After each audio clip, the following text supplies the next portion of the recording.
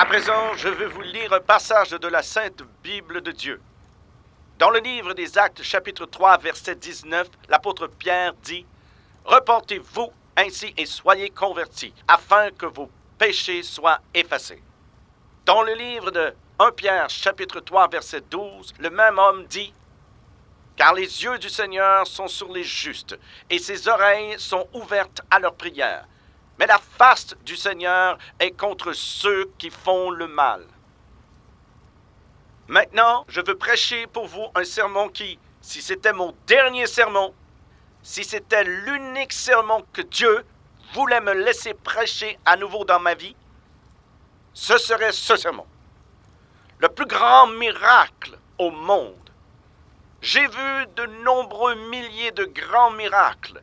J'ai vu des milliers de miracles de guérison qui étaient si fantastiques et sensationnels, vous deviez presque vous pincer vous-même pour en croire vos yeux. Ou encore, écouter vos propres oreilles. J'ai vu des miracles si grands et si puissants, au point que les larmes coulaient sur mes joues comme la pluie. J'ai vu de petits enfants estropiés guéris en l'espace d'une seconde, jeter leurs béquilles, courir sur cette plateforme, riant et pleurant et criant de joie. J'ai vu des personnes aveugles guéries par la prière, et je les ai entendus crier « Je peux voir, je peux voir, je peux voir ». J'ai vu Dieu faire des choses puissantes et merveilleuses, mais le plus grand miracle que j'ai jamais vu, le plus grand miracle du monde entier, c'est le miracle où Dieu sauve l'âme d'un être humain. Quand Dieu a étendu sa main puissante et omnipotente d'amour et de miséricorde, a sorti un pécheur du milieu du péché, l'a lavé par le sang de Christ, l'a relevé sur ses pieds, a écrit son nom dans le livre de vie de l'agneau au ciel, lui a donné le titre pour une maison dans les cieux et a dit « Tu es mon enfant ». Ça, c'est le plus grand miracle que j'ai jamais vu de ma vie. Il y avait un homme qui est venu à une de nos campagnes à Miami en Floride. Il est venu dans la ligne de prière, il m'a donné sa carte de prière et je l'ai lue. Il était officier dans la marine des États-Unis. Sur sa carte, il était mourant du cancer. Il a dit « Monsieur Roberts, les docteurs ne m'ont donné que quelques semaines à vivre. J'ai entendu parler de vos réunions, de vos prières pour les malades et je suis venu ici. Ceci est mon dernier espoir dans ce monde. J'ai mis ma main sur lui et commencé à prier. Quand soudain l'Esprit de Dieu est venu sur moi, j'ai discerné qu'il n'était pas sauvé. J'ai dit, monsieur, vous ne pouvez pas être guéri dans votre corps avant que votre âme ne soit sauvée par le sang de Christ. Il m'a regardé dans les yeux et a dit, monsieur Roberts, je ne peux pas être sauvé. Dieu ne me sauvera pas. J'ai dit, que voulez-vous dire, Dieu ne vous sauvera pas? Il a dit, regardez mes mains. Il a étendu ses mains là devant moi. J'ai dit, qu'y a-t-il avec vos mains? Il a dit, vous voyez ce sang? J'ai dit non. Vous ne voyez pas ce sang sur mes mains? J'ai dit, monsieur, il n'y a pas de sang sur vos mains. Il a dit, mais il y en a, regardez. J'ai dit, que voulez-vous dire? Il a dit, monsieur Roberts, ces deux mains ont enlevé la vie à deux êtres humains. Il a dit, la loi m'a acquitté. Je suis innocenté par les hommes. Mais je sais qu'aux yeux de Dieu, ce sang est sur mes mains. J'ai dit, Dieu peut vous sauver. Il a dit, il ne le fera pas. Je lui ai demandé des milliers de fois. Pendant que mon navire sillonnait les mers, pendant que je menais bataille, quand j'attendais les coups de canon, je lui ai demandé de me sauver, il ne l'a jamais fait. J'ai dit, je vais vous dire une chose. Quiconque vous a dit que Dieu ne vous sauvera pas ne sait pas de quoi il parle. Parce que Dieu est prêt à sauver le pire pécheur et à le purifier. J'ai dit, levez votre main droite. Il a levé sa main droite. J'ai dit, répétez après moi cette prière. Ô Dieu, aie compassion de moi, pécheur. Il a dit, ô Dieu, aie compassion de moi. J'ai dit, non, non, monsieur, non, non. Ne le dites pas seulement avec vos lèvres, dites-le avec votre cœur. Quand vous le dites avec vos lèvres, exprimez-le du plus profond de vous. J'ai dit, essayez encore. Il a levé les yeux. Il a dit, ô Dieu, et il a hésité. J'ai dit, allez-y. Ô Dieu, aie compassion de moi. Et il a étendu ses mains et les a regardées. Puis il a dit, aie compassion de moi, un pécheur. Et alors qu'il se tenait là et que je le regardais, soudain, la lumière de Dieu l'a décontenancé. Une lueur illumina son regard, un beau grand sourire apparut sur ses lèvres. Il a commencé à rire, à se réjouir. Il se penchait et attrapa mes genoux. Il commença à me taper sur les jambes comme ça. Il a dit, il l'a fait. Il l'a fait. J'ai dit, qu'est-ce qu'il a fait? Il a dit, il m'a sauvé. Il m'a sauvé. J'ai dit, comment le savez-vous? Il a dit, je me sens aussi léger qu'une plume. Je me sens propre, d'un bout à l'autre. Je sens que Dieu m'a lavé complètement. J'ai dit, oui, mon frère, c'est ce que c'est que d'être sauvé. Quand vous êtes aussi léger qu'une plume, quand Dieu vous lave entièrement et vous rend plus blanc que neige. J'ai mis ma main sur sa tête pour prier pour la guérison de son corps et du cancer. L'Esprit de Dieu était sur moi d'une façon puissante. J'ai appelé la foule dans la grande tente à prier avec moi pour lui. Nous avons prié une prière puissante tous ensemble. On aurait dit que la puissance de Dieu faisait trembler cette grande tente. L'Esprit de Dieu est entré dans sa chair mortelle et puis il a crié, frère Robert, je le sens passer à travers moi de ma tête jusqu'à mes pieds. J'ai dit, allez voir votre docteur. Laissez-le examiner votre corps, revenez nous voir et donnez-nous un rapport. Le dernier soir de la campagne, il est revenu dans son uniforme de la marine et il portait des galons épinglés sur sa poitrine. Il est monté en courant sur la plateforme et a dit « Frère Robert, laissez-moi témoigner !» Je lui ai donné le microphone. Il était devant des milliers de personnes et a dit « Mes amis, je suis l'homme qui disait que Dieu ne me sauverait pas. J'étais un homme mourant d'un cancer. Frère Roberts a prié pour moi et Dieu m'a sauvé. Je suis retourné voir mon docteur. Il m'a réexaminé. Il ne comprenait pas, mais il a dit que le cancer était parti. Je suis guéri. Je suis sauvé. Je suis un nouvel homme. » Le salut de votre âme immortelle est le plus grand miracle au monde. Parce que Dieu tourne ses regards vers vous. La Bible dit, les yeux du Seigneur sont sur les justes. Et ses oreilles sont ouvertes à leurs prières. Mais la face du Seigneur est contre ceux qui font le mal. Amis, vous ne pouvez pas prospérer tant que la face de Dieu est contre vous. Voyez-vous? La face de Dieu a quelque chose à voir avec votre vie. Et si la face de Dieu est contre vous, vous ne pouvez pas prospérer. Mais quand vous venez à Dieu, quand vous vous repentez de vos péchés, quand vous êtes sauvés, quand le plus grand miracle du monde prend place dans votre cœur, Dieu tourne sa face vers vous. Et vous commencez à prospérer. Quand Dieu est avec vous, si vous le croyez, dites Amen. Le salut de votre âme est le plus grand miracle du monde. Parce que cela efface tous les péchés. Dieu prend tous vos péchés. Tout acte que vous avez pu faire, il les prend. Il les efface du livre de ses souvenirs. Il annule leur existence. Et vous vous trouvez devant lui comme un bébé nouveau-né. Comme si vous n'aviez jamais péché de votre vie. Amis, dans tout l'univers, de tout temps et de toute éternité, il n'y a qu'un seul être qui vous donnera une autre chance, qui vous sauvera quand le diable vous aura chassé, qui vous prendra et vous pardonnera quand l'homme vous aura renié. C'est le Seigneur Jésus-Christ. Recevez-le comme votre sauveur personnel. Recevez le plus grand miracle du monde, le salut de votre âme immortelle. Monsieur Fernie Page de Wilson, en Caroline du Nord, route 2, membre de l'Église de Dieu, arthrite rhumatoïde. Frère Page, depuis quand avez-vous de l'arthrite rhumatoïde? Depuis environ 9 mois. Frère Page, croyez-vous que le Seigneur peut vous guérir ce soir? Oui, Vous vous y attendez? oui. Oh, très bien.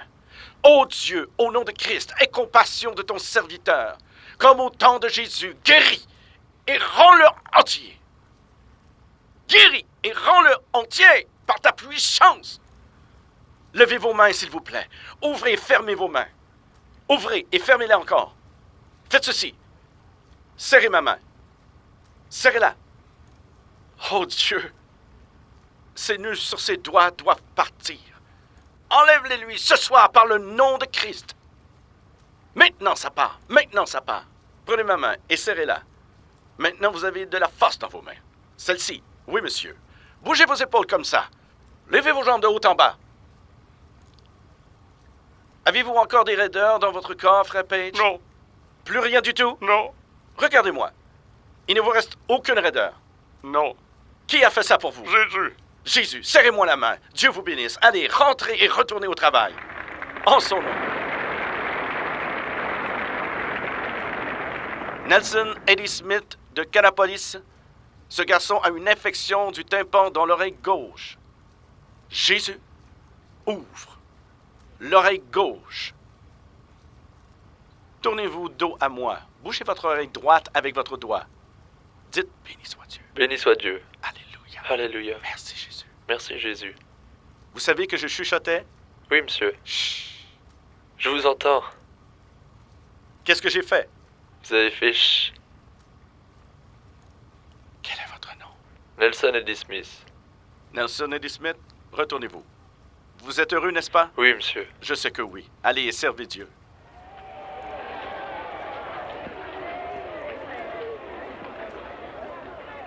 Donnez-moi votre nom et adresse, s'il vous plaît. Madame David Schmidt, de Vérone au Wisconsin. Vous êtes venu ici à Winston-Salem, en Caroline du Nord? De Vérone? De Vérone au Wisconsin. Wisconsin? Oui. Comment avez-vous connu notre ministère? Je l'ai entendu à la radio en novembre dernier. Et après ça, je l'ai vu à la télévision. Donc, vous avez vos deux enfants ici, David qui a 9 ans et Karen qui a 5 ans. Quel est le problème de vos enfants? Ils bégaient tous les deux. Ils bégayent tous les deux? Sont-ils bègues de naissance? Je dirais que oui. Ils ont commencé à environ 3 ans, vous savez, quand ils ont été capables de parler. Et l'un d'eux zézeille? C'est ça, Karen, qui a 5 ans? Fred Lewis, j'aimerais qu'il monte ici, s'il vous plaît. Assieds-toi ici. Ici, fiston. Viens ici, Karen, chérie.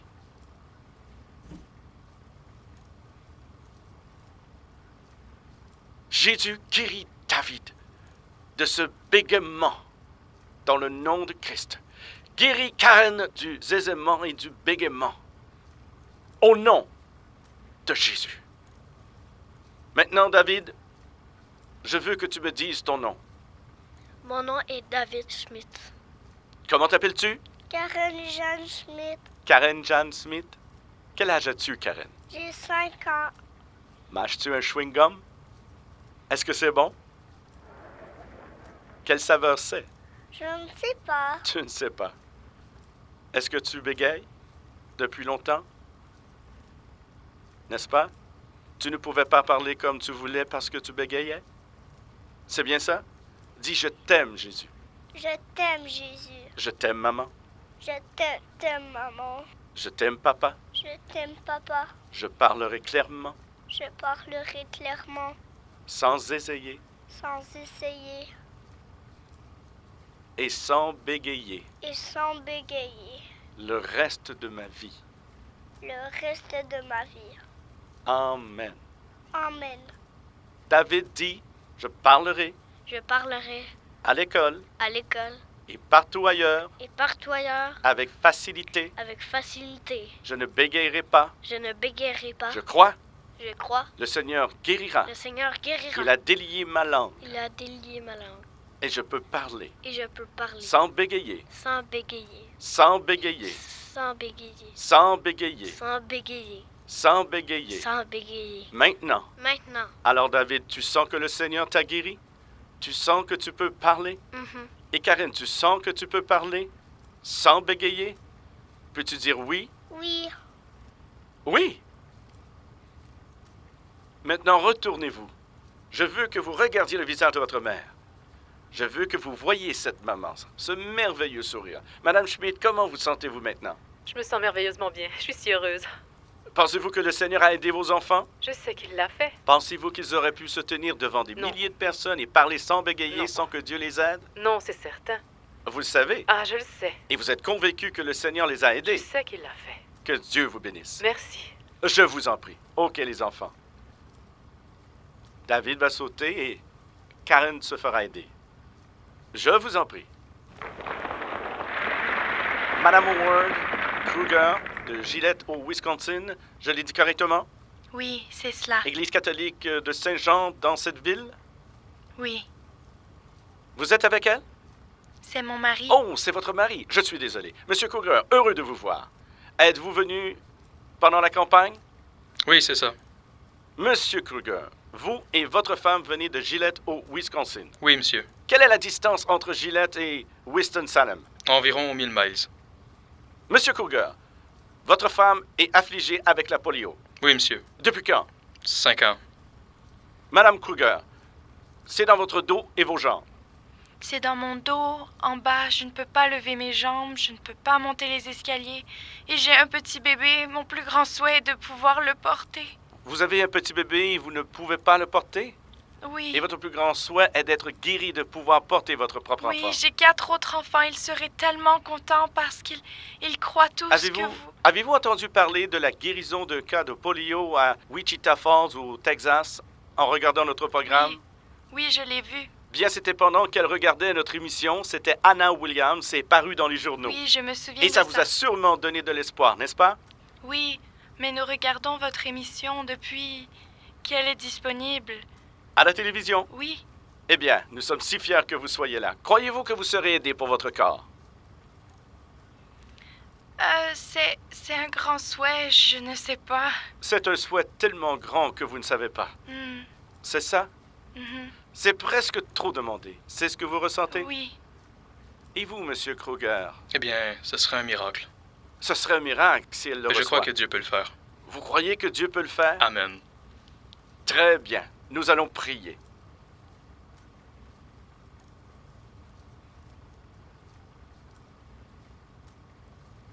Oh Dieu, si tu n'as jamais entendu ton serviteur prier, entends-le ce soir.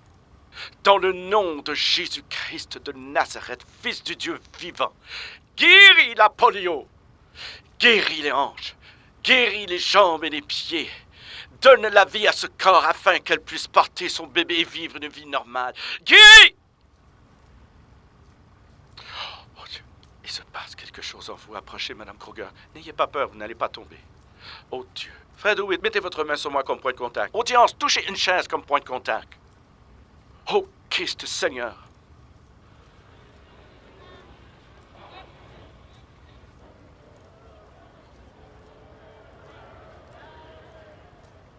Madame Kruger, il s'est passé quelque chose en vous. Quand j'avais ma main sur votre tempe, avez-vous ressenti sa présence d'une manière ou d'une autre? J'ai eu l'impression que j'allais m'évanouir. Pensez-vous que vous allez vous évanouir? Non. Non, non. C'est juste que vous ne saviez pas comment l'exprimer, n'est-ce pas? Oui. J'ai même un peu peur d'essayer de marcher. Vous avez peur d'essayer de marcher. C'est plus que ce que vous espériez. Oui. Sœur, je pense que vous allez marcher. Je pense que oui. Monsieur Kruger, non, non, ne le touchez pas. Sœur, il y a de la foi dans votre cœur. Il y a de la foi dans vos yeux.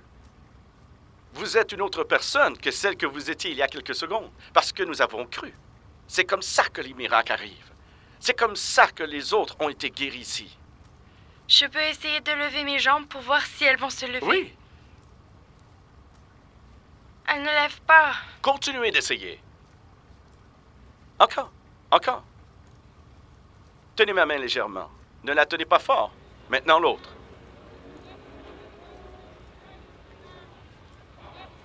Tournez-vous et marchez.